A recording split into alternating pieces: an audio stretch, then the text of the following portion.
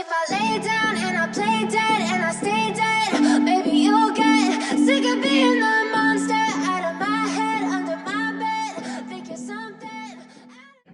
어제 유한양행을 대표님께서 6년 만에 500주, 총 2,700만 원 정도를 매입하셨는데 혹시 뭐 좋은 소식이 있나 한번 궁금해서 찾아봤습니다. 결론은 4분기 실적은 좀 별로일 듯 하고 23년은 기대해봐도 되지 않을까 한번 생각해봤습니다. 유한양행은 시총이 한 4조 정도 되는 회사고 21년 기준 매출 1.6조, 그 다음에 당기순이익 1,100억 정도 난 회사입니다. 사업 내용으로는 의약품, 화학약품, 공업약품, 수의약품, 생활약품 등의 제조 및 매매를 주 사업 목적으로 하고 있고 주요 제품으로는 렉나자, 안티프라민, 빼꼼시 등이 있습니다. 약품 사업 부문에서 73.4% 매출 발생하고 있고 생활건강 사업 부문에서 9.8% 그리고 해외 사업 부문에서 한 10% 발생하고 있습니다. 이 대표님이 조욱재님이 1955년생으로 이제 경남 마산고등학교를 나오시고 고려대학교 농학과를 나오시는데 유학양에 있으면서 영업부에서만 30년 정도 근무하신 영업과 마케팅 전문가십니다. 2021년 3월에 이제 유학양의 대표이사로 되셨고 이 왼쪽에 있으신 분인데 이 조욱재님께서는 2026년 유학양을 2026년 매출 기준 글로벌 50대 제약사에 올린다는 그런 목표를 달성하기 위해서 신약 개발과 함께 여러 신사업을 같이 추진하고 계십니다. 찾아보니까 유한양행은 R&D 성과를 앞두고 있는데 렉나자라는 건데 렉나자가 올해 미국 FDA 허가 신청을 시도할 전망으로 알려져 있고 렉나자는 지난해 3분기 누계 매출 115억 원을 기록하면서 발매 2년 만에 이제 연매출 100억을 넘었고 국내 개발 항암 신약 중에 연매출 100억을 넘어서는 렉나자가 처음이라고 합니다. 유한양행은 또한 타보부 투자를 통해서 성장 동력도 쌓아가고 있습니다. 하지만 4분기에는 키움증권에 따르면은 4분기 영업이익이 컨센을 하회할 것으로 추정되는데 그 이유가 지난해 3분기부터 이어진 생활건강 사업부의 프리미엄 바이오틱스의 부진으로 4분기 실적이 별로지 않나 라고 생각해봤습니다. 네, 감사합니다.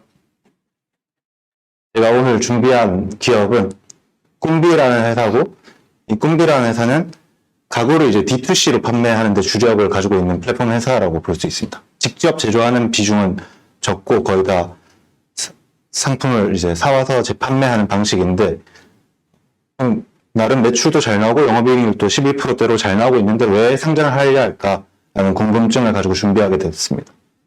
이 회사에 대한 간단한 이제 요약이고요.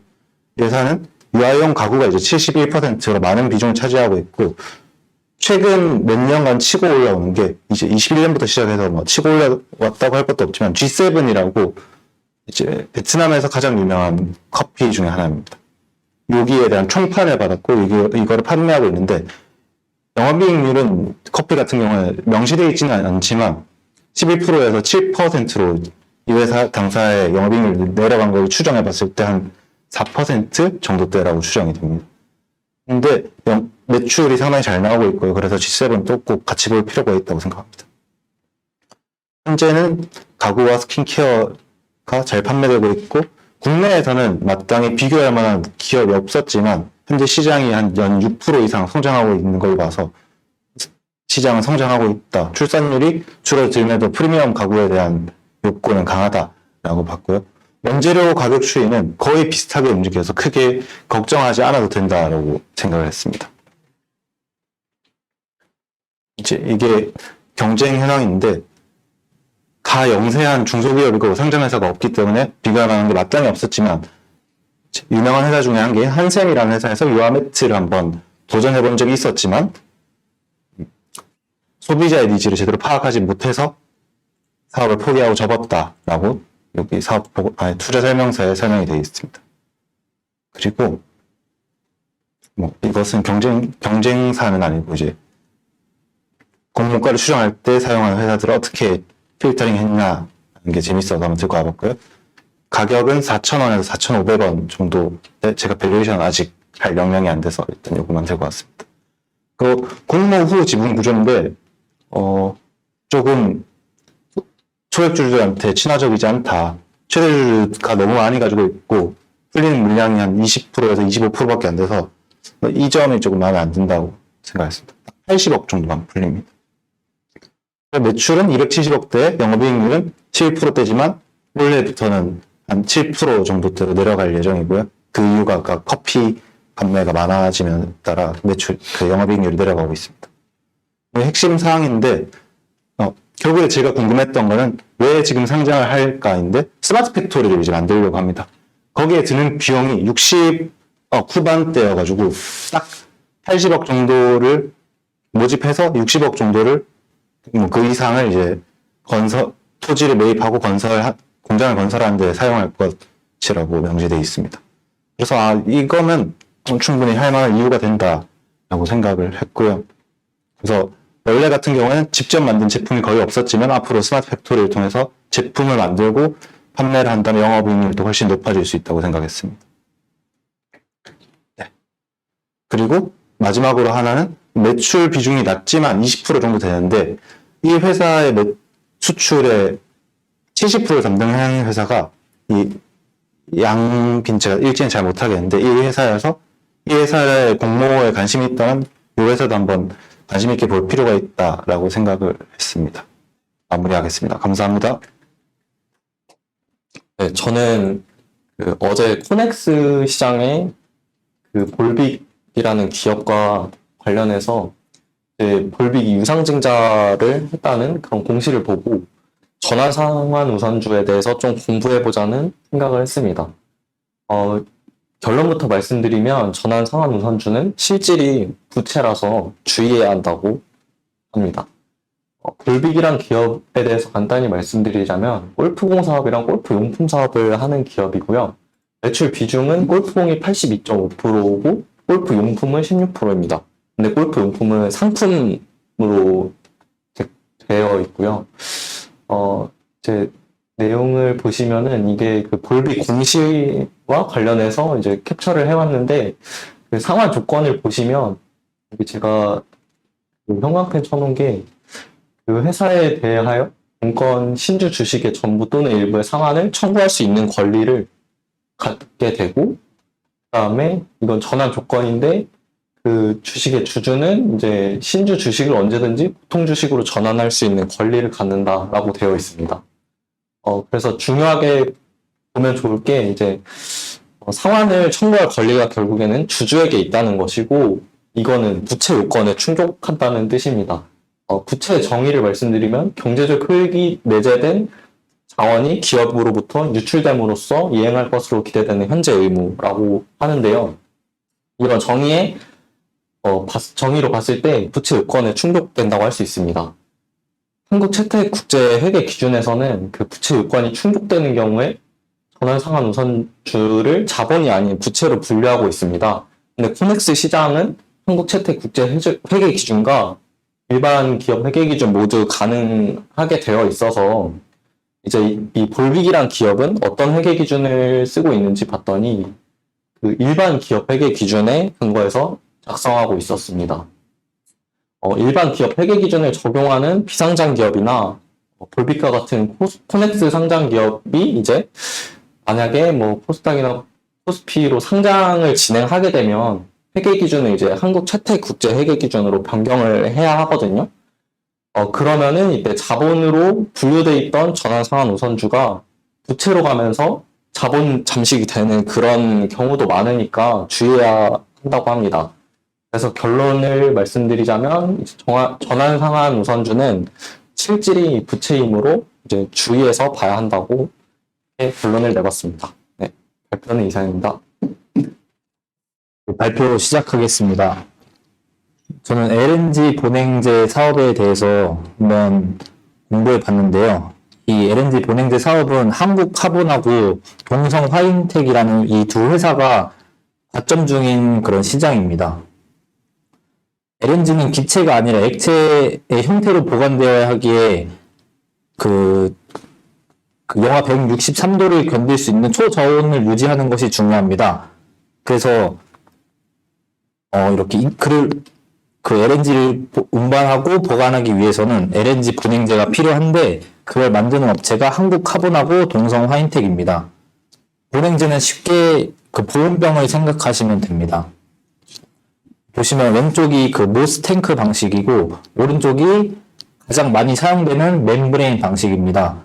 왼쪽에 모스탱크 방식은 구형이라서 공간 이용 효율이 낮아가지고 많이 사용되지 않는 방식이고 그 반면에 멤브레인 방식은 건조비가 저렴하고 공간 이용 효율이 좋아서 대부분의 LNG 선박들은 이 멤브레인 방식을 채택하여 사용하고 있습니다. 이 동성화인텍 기준으로 PU 단열재 사업부 매출이 약 93%입니다. 여기 보시면 RPUF라고 되어 있는데 이게 뭐냐면 R은 그 강화 그리고 PU는 폴리우레탄 F는 난연성의 약자입니다. 즉 강화 난연성 폴리우레탄이란 뜻인데 동성화인텍은 이거를 생산하는 기업입니다. 집을 지을 때도 우레탄으로 단열을 많이 하는데 우레탄의 단점 중에 하나가 불에 잘 탄다는 거예요. 근데 여기 F가 난연성이라고 말씀드렸는데 그런 단점을 보완한 그런 제품이라고 할 수 있습니다. LNG 화물창은 그 GTT사라고 프랑스의 회사인데 그 GTT사의 이 마크 3 타입, 넘버 96 타입을 가장 많이 사용하고 있어요. 이거 둘 다 프랑스의 GTT사가 개발해서 라이센스비를 조선사에게 수취하는데 그 라이센스비가 LNG 성과의 5% 가량이라고 합니다. 각 타입마다 장점이 있어서 마크 3 타입은 현대하고 삼성중공업이 사용하고 있고요. 넘버 96 타입은 대우조선해양에서 사용하고 있습니다. 둘의 공통점은 둘 다 멤브레인 방식을 채택하고 네스틱이라는 마감재를 사용했다는 점인데 이 두 개를 제외하고는 나머지는 전부 다릅니다.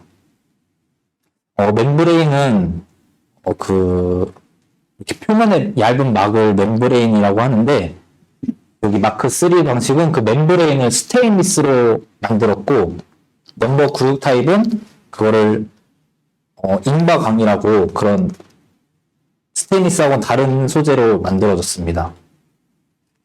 이게 뭔가 좀 복잡해 보이는데 그냥 좀 햄버거라고 생각하시면 이게 빵은 똑같고 안에 들어가 있는 패티가 다르다고 생각하시면 좀 이해하시기 쉬울 겁니다. 이 안에 들어간 거를 하나하나 따져보면 마크 3는 여기 멤브레인 맨 위에 이 막 아래에 자작나무가 들어가 있고 그 아래 아까 말씀드린 그 RPUF가 들어가 있고 또 그 사이에 트리플렉스라는 2차 방벽이 들어가 있습니다. 그리고 트리플렉스 아래에 또 다시 RPUF가 들어가 있고 그 아래에 자작나무 그리고 마지막에 이 메스틱이라는 마감재를 사용해서 만들어졌고요. 넘버 96도 여기 마감재, 멤브레인 똑같고 가운데에는 이게 여기 그냥 자작나무하고 다르게 겉이 자작나무로 이루어진 단열 박스입니다. 이 멤브레인 아래에 그 단열 박스가 들어가 있고 그 안에 인바강이 또 들어가 있고 아까 여기 트리플렉스하고는 좀 다른 구조죠. 그리고 인바강 들어가 있고 또 아래에 그 자작나무 단열 상자 그리고 이렇게 마감이 되어 있습니다. 여기 가운데 저기